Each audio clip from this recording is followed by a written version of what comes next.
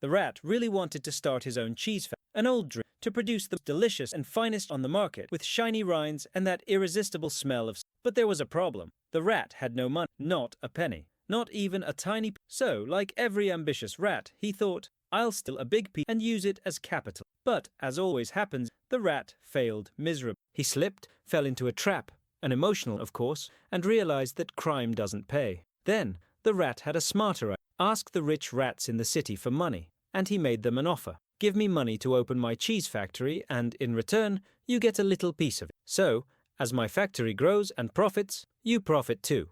The rich rats loved the idea. After all, who wouldn't want to own a cheese factory making money while sitting at home scratching their whiskers? That little piece of the factory they got is called a stock. When you buy a stock, you're not just buying a piece of paper. You're buying a piece of the cheese factory. That means if the factory does well, you win too. And of course, if the factory explodes or goes bankrupt, you lose too. But if it works out, not only does the owner get rich, but you also get a share of the profits. These profits that go to the rat investors are called dividends. That's right, extra cheese just because you trusted and invested in the entrepreneurial rat. Now, a common question. Stocks and shares, are they the same thing? Yes and no. It's like cheese and cheese. It looks the same, but there are subtleties. If the stock is the entire factory, the shares are the slices of cheese you can cut and sell. The more stocks you buy, the more shares you have, the more cheese in your pantry, the fatter and happier you get. Simple as that.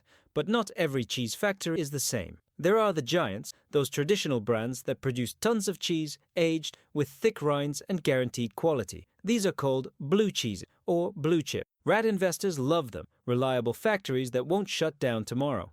On the other hand, there are those small, kind of weird factories that started yesterday in the garage of a visionary rat, who promises to make cheese that tastes like guava jelly. These are the famous risky cheese shops, or what rats call penny stocks, small, cheap factories that could go really well, or simply rot. And where does all this craziness of buying and selling of cheese factories happen? At the cheese market, of course. That's where all the rats gather, some selling, others buying, some just watching, and others crying because they bought bad cheese and now it's moldy. If the price of cheese stocks goes up, all the rats get happy, throw parties, toast with wine, and call this period the bull market. Because, according to tradition, the bull attacks by throwing things up, just like stock prices. But, if the price starts to fall, the rats get sad, cry in the corner of their burrow, and say, we're in a bear market, because the bear attacks by pushing things down, just like the price of your favorite cheese that now is melting. And there's more. Sometimes a rat doesn't want to buy just one cheese factory. Sometimes he wants to diversify, buy little pieces of several factories to protect himself, because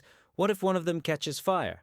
That's why there are cheese funds. They're like a basket full of different cheeses, Parmesan, mozzarella, gorgonzola, all together. One of the most famous is the Rat S&P 500, a fund that brings together the 500 largest cheese factories on the market. That way, the rat investor has a little bit of each and is protected against one or another going bad.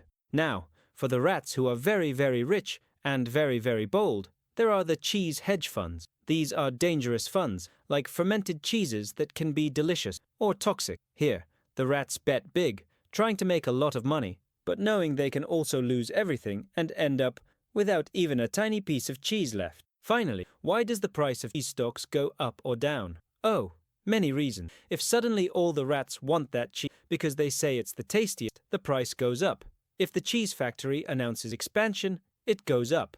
But if a famous rat makes a video saying that cheese gives you a stomachache, the price plummets. Even hallway gossip can make the value melt. I heard that the Supreme Cheese Factory is going to launch vegan cheese. Just that rumor can make the price skyrocket or crash. And of course, before you think about going out there buying pieces of cheese factory, important notice, this video is not financial advice. Do not sue the rat.